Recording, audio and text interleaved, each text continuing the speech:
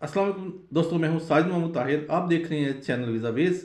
दोस्तों, आज आपको ये बताने जा रहे हैं कि जर्मनी में असाइलम जो है वो कैसे हासिल की जा सकती है और असाइलम से लेके जर्मन सिटीजनशिप तक का सफ़र क्या होता है। हमारे एक दोस्त ने कहा था कि आप ये चीज़ स्टेप बाय स्टेप तैयार करेंगे, तो आज हम आपको उन्हीं की सजेशन पर अमल दरामद करते हुए नजर आएंगे। तो पहला स्टेप ये है कि जर्मन की जो असाइलम है वो हासिल करने के लिए एक एक्ट है जिसका नाम है जर्मन असाइलम एक्ट। उसके तहत आपकी एप्लीकेशन जो है वो देखी जाएगी और ये समझा जाएगा, उसमें फैसला किया जाएगा कि आप जो है ना वो असाइलम लेने के हकदार हैं या नहीं। तो जो प्रोसेस है इसमें भी बहुत सारे स्टेप्स आते हैं। इसमें सबसे पहले जो आपकी असाइलम एप्लीकेशन है, फिर डबलिन एग्जामिनेशन है और हेयरिंग है और उसके बाद डिसीजन है। और इस तरह के प्रोसेस से गुजर के आप फिर एक टाइम जब आप सारी जगह से सक्सेसफुल हो जाते हैं तो एक टाइम आकर आपने सिटीजनशिप ले लेनी होती है। तो इसमें सबसे पहले आपने क्या करना है कि अपने आप को एज एन असाइलम सीकर जो है वो रजिस्टर कराना होता है। ये है पहला स्टेप। तो दूसरे स्टेप में जो है अपने अपनी एप्लीकेशन लॉन्च करनी होती है। तो अब आपने रजिस्टर कैसे कराना है, ये जो बुनियादी सवाल तो ये है ना कि आप रजिस्टर कैसे होंगे एज एन असाइलम सीकर। तो उसमें यह है कि कोई शख्स जो फली करके जर्मनी की तरफ आया है और वो लाजमी तौर पर कांटेक्ट करे जर्मन अथॉरिटीज़ के साथ, वो बॉर्डर पेट्रोल अथॉरिटी के साथ जो है वो कांटेक्ट कर सकता है। ठीक है, वो पुलिस के साथ कांटेक्ट कर सकता है, वो इमिग्रेशन ऑफिस में कांटेक्ट कर सकता है, वो अराइवल सेंटर में कांटेक्ट कर सकता है और इनिशियल जो रिसेप्शन सेंटर है वहाँ कांटेक्ट कर सकता है। यानी कि आप जो लोग ये कहते हैं कि हमें एयरपोर्ट पे असylum मिलेगी या नहीं मिलेगी, यानी कि किसी भी बॉर्डर एजेंसी के पास आप जाते हैं तो आप अपनी असylum जो है वो रजिस्टर करा सकते हैं अपने आप को, जहाँ पर आपको वो रजिस्टर किया जाएगा। प्रॉब्लम आपके फिंगरप्रिंट्स लिए जाएंगे, फोटोग्राफर, ये सारी चीज़ें जो है ना वो एज ए रजिस्टर जब हो जाती हैं, अपना नाम पता ये वो ले लेते हैं। उसके बाद जो अगला स्टेप होता है वो होता है एप्लीकेशन लॉन्च करने का। असाइलम की जो एप्लीकेशन है वो आपने लॉन्च करनी है कहाँ पे? Federal office for migration and refugees, BAFM। वहाँ पर आपने ये एप्लीकेशन लॉन्च करनी है और आपको एप्लीकेशन लॉन्च करते वक्त या फिर आपने जब रजिस्ट्रेशन कराई थी उस वक्त आपको एक अपॉइंटमेंट दे दी जाती है और उस अपॉइंटमेंट पर आपने जो इंटरव्यू के लिए जाना होता है। अच्छा, अब आपकी इंटरव्यू की डेट आ गई।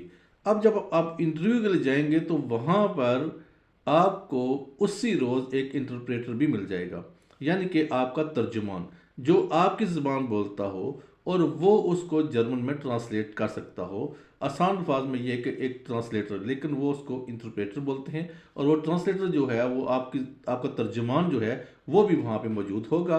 और वहाँ पर सबसे पहले आपसे पूछा जाएगा कि आपका कंट्री ऑफ ओरिजिन क्या, आप किस मुल्क से आपका ताल्लुक है, आपका शहर कौन सा है, आपकी फैमिली में कौन कौन है, स्कूल या प्रोफेशन के हवाले से पूछा जाएगा, आपके मज़हब के बारे में पूछा जाएगा और आप जर्मनी तक कैसे पहुँचे हैं, कौन सा रूट इस्तेमाल करके पहुँचे। ये बड़ी ही इम्पॉर्टेंट बात है और ये जो है आगे आपको आपको समझ आएगी कि ये इतनी इम्पॉर्टेंट क्यों है। तो जनाब, अगर आप अपने मुल्क से कोई डॉक्यूमेंट आपके पास हैं लेने में लाने में कामयाब हो गए हैं, तो फिर वो डॉक्यूमेंट भी जो है ना वो अपने मुल्क के आप इंटरव्यूज़ के हवाले करेंगे। और प्रिंसिपली जो है वो BAMF जो है, यानी कि ये जो इदारा है जिसको मैंने पहले भी इसकी बता दिया था कि ये कौन सा अदारा है, federal office for migration and refugees. वो ये सारे डॉक्यूमेंट जो आप उनको प्रेजेंट करेंगे वो आखिर तक, जब तक आपका जो एप्लीकेशन किसी मंतकी नतीजे पर नहीं पहुंच जाती, वो उन्हीं के पास तमाम डॉक्यूमेंट्स महफूज रहेंगे। और इस स्टेज पर, यानी कि इस मौका पर, आपको ये एक्सप्लेन करने की ज़रूरत नहीं है कि आपकी फ़्लाइट की वजूहात क्या थी, ये वो वगैरह। लेकिन आपसे ये पूछा जाएगा लेटर डेट्स में, यानी कि बाद अज़ां आपसे ये पूछा जाएगा हेयरिंग के वक्त। फ़िलहाल आपका क्या होगा यहाँ पे कि आपके फ़ोटो लिए जाएंगे, आपके फिंगरप्रिंट्स लिए जाएंगे, यानी कि बायोमेट्रिक होंगे, और आपका जो इंटरव्यू वो रिकॉर्ड किया जाएगा कि आपने असाइलम के लिए अप्लाई किया हुआ है। इस दौरान जो अमला है BAMF का, वो आपसे ये जो है वो आपको गाइडलाइन देगा मज़ीद कि आपके राइट्स क्या हैं, आपके हुकूक क्या हैं, आपके फ़राइज़ क्या हैं, आपने क्या करना है, वहाँ रहते हुए आपने किन चीज़ों का ख्याल रखना है, ये जो है वो अमला बताएगा। लेकिन अगर आपको किसी बात की समझ नहीं आती है तो आप बिल्कुल फ्रीली उनसे वो सवाल पूछ सकते हैं, दोबारा पूछ सकते हैं, 100 बार पूछ सकते हैं।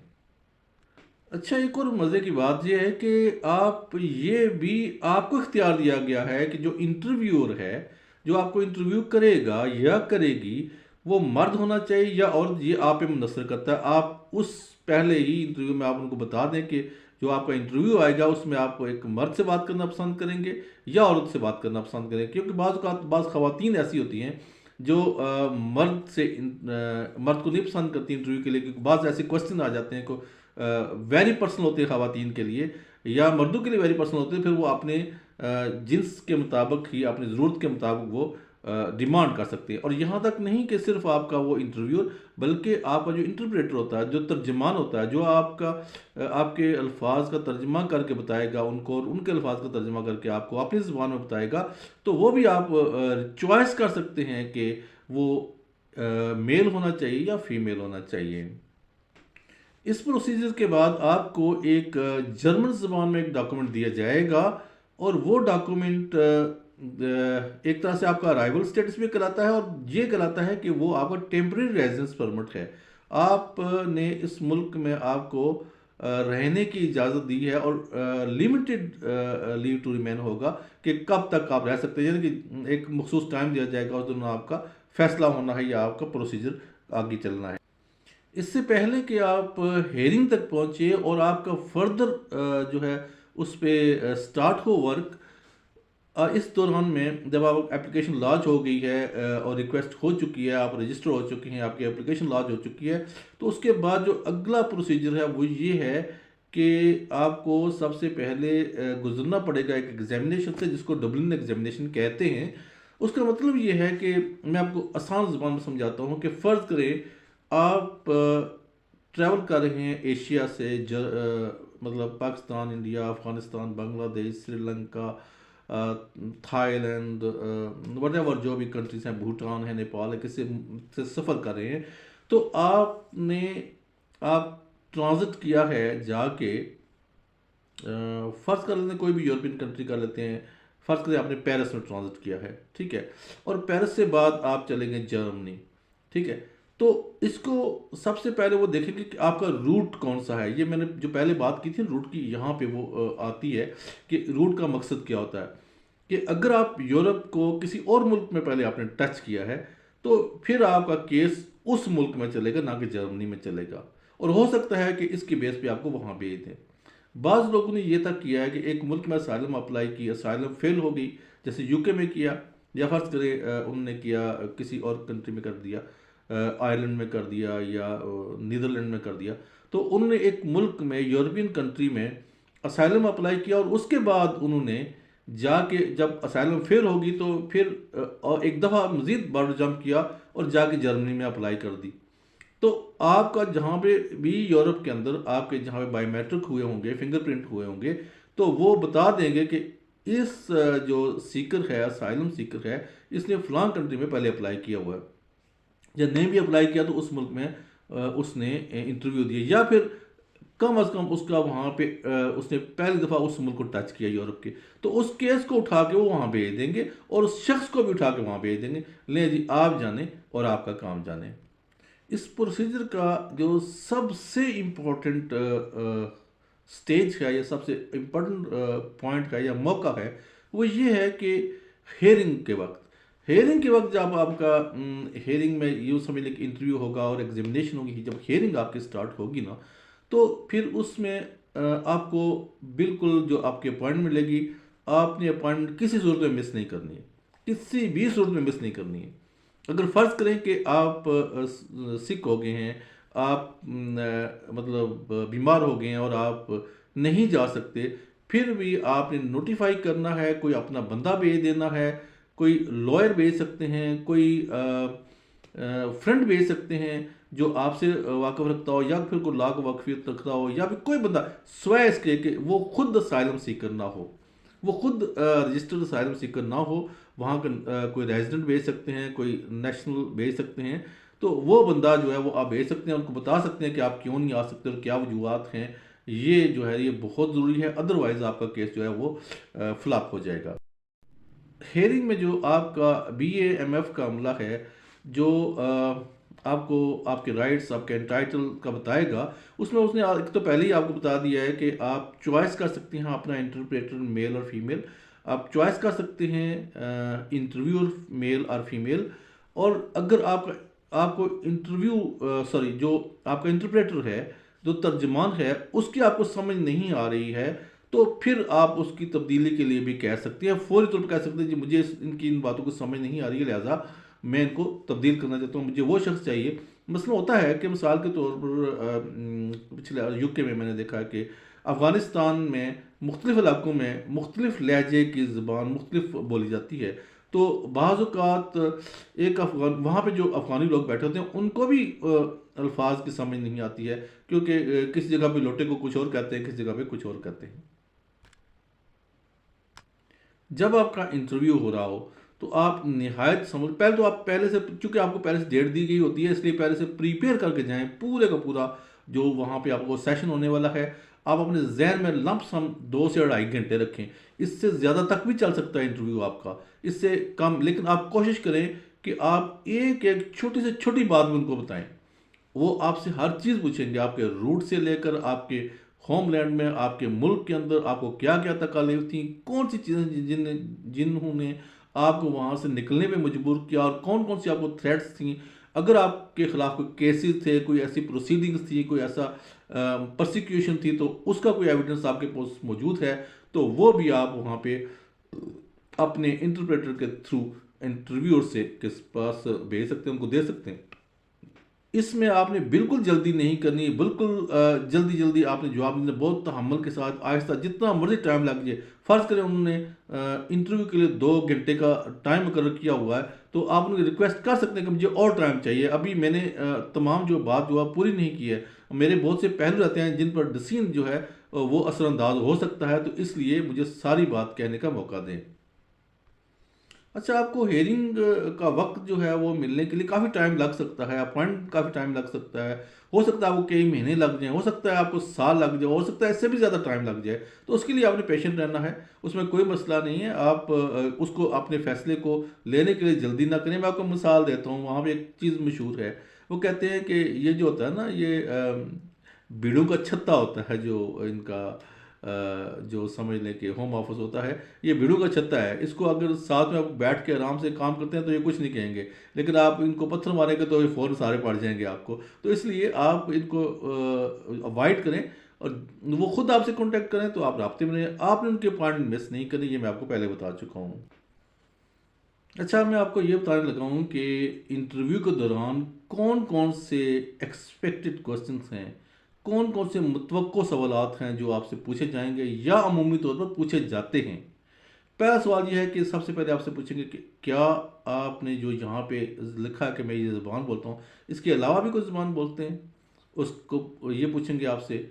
और इसके अलावा पूछेंगे कि आपकी नेशनैलिटी जो है, इसके अलावा भी कोई आपको दीगर नेशनैलिटी भी है या नहीं है, या फिर आपका किसी मखसूस कबीले से, एथनिक ग्रुप से ताल्लुक़ है, और क्या आप कोई अपनी पर्सनल आइडेंटिफिकेशन जो है वो प्रोवाइड कर सकते हैं, जिसमें से पासपोर्ट है या ID कार्ड है, या फिर और कोई ऐसा डॉक्यूमेंट जिससे ये प्रूफ हो सके कि आप उस मुल्क के बाशिंदे हैं। अगर आप नहीं फ़र्ज़ करें प्रोवाइड करते, तो फिर आपको वजह बयान करनी पड़ेगी कि आप क्यों नहीं प्रोवाइड कर सकते हैं। क्या आपको दीगर डॉक्यूमेंट भी प्रोवाइड कर सकते हैं जिनमें बर्थ सर्टिफिकेट है, पासपोर्ट और ड्राइविंग लाइसेंस है, या इस तरह का कोई भी डिप्लोमा वगैरह है, या कोई मतलब ऐसा डॉक्यूमेंट जो आपकी गवर्नमेंट ने इशू किया है, वो आपकी जो है वो समझ लें कि ऑथेंटिसिटी उसको प्रूफ करेगा। क्या आपके पास जर्मनी या किसी और मुल्क का रेजिडेंट परमिट है, तो ये भी पूछा जाएगा। उसके बाद ये भी आपको पूछेंगे कि आप हमें ये बताएं कि आपके जो ऑफिशियल एड्रेस है आपके होम कंट्री में क्या है। मिसाल के तौर पर अगर मैं पाकिस्तान की बात करूं तो आप कराची में जॉब कर रहे थे, तो लेकिन आप मुल्तान के रहने वाले हैं, तो वो ऑफिशियल एड्रेस जो आपके आइडेंटिटी कार्ड पे होगा या आपके पासपोर्ट पे होगा वो कहलाएगा, मिसाल के तौर पर वो मुल्तान का एड्रेस कहलाएगा। उसके बाद आपका, आपकी फैमिली का name, surname, date of birth, वालदैन यानी कि पेरेंट्स हैं, सिबलिंग्स हैं, बहन भाई हैं, और आप जो है ना किस तरह रिलेटिव्स को इकनॉमिकली सपोर्ट करते रहे अपने मुल्क में, और यानी कि एक एक बारीक चीज़ आपसे पूछेंगे। ये मैंने आपको प्रीफेस, क्योंकि इसमें आप बोर हो जाएंगे इन सवालात से, तो इसलिए मैं इसको यहाँ पे रोकता हूँ और आगे चलते हैं कि आगे हम इसके बाद आपका क्या होगा। आगे आपका फैसला आना है, आपने जो इंटरव्यू दिया है, जो भी आपका एग्जामिनेशन हुआ है, उसके एंड पे आके फैसला जो आएगा, अगर वो आपके हक में आ जाता है तो फिर आप रिकग्नाइज्ड रिफ्यूजी या असाइलम सीकर हो जाएंगे। रिफ्यूजी हो जाएंगे इसका मतलब यह है कि आपको 3 साल की स्टे मिल जाएगी, और 3 साल में आपने सबसे ज़्यादा, ये मैं आपको एडवाइस कर रहा हूँ कि सबसे ज़्यादा इस चीज़ पे फोकस करना है कि आप जर्मन ज़बान बिल्कुल फ्लुएंट सीख लें, ऐसे पता चले कि जैसे कोई जर्मन बोल रहा है। 3 साल के बाद फिर आप अपनी जो है वो अप्लाई कर लेंगे, क्या कहते हैं उसे, परमानेंट रेजिडेंसी यानी पीआर अप्लाई कर लेंगे। और जब आप वहाँ पर आपके कंटिन्यूसली 8 साल हो जाएंगे तो फिर आप जर्मन सिटीजनशिप हासिल कर जाएंगे। ये था जनाब आज का थोड़ा सा लंबा व्लॉग। तो मैं क्यों ना ऐसा करूं कि आज आपके नहीं, आज नहीं करता क्योंकि ये काफ़ी लंबा हो गया, इसलिए अभी मैंने इसमें से एक चैप्टर छोड़ दिया है कि अगर खुदा न खास्ता नेगेटिव रिजल्ट आता तो फिर क्या होगा, और कहाँ कहाँ आप अप्लाई कर सकते हैं, कहाँ आपको अपील का राइट है, कहाँ तक आप जा सकते हैं। ये एक अलग प्रोसीजर है, उसके लिए भी काफ़ी मिनट्स चाहिए उसको एड्रेस करने के लिए। और जो आपके दोस्तों रहते हैं क्वेश्चंस, वो बिल्कुल मेरे पास महफूज हैं, और मैं इंशाल्लाह कोशिश करूँगा कि नेक्स्ट व्लॉग में आपके उन क्वेश्चंस को एड्रेस कर सकूं, और जो भी एक्यूरेट इन्फॉर्मेशन है और लेटेस्ट इन्फॉर्मेशन है वो आपसे शेयर कर सकूं। उम्मीद है आपको आज की इन्फॉर्मेशन पसंद आई होगी। Thank you so much. Allah निगहबान।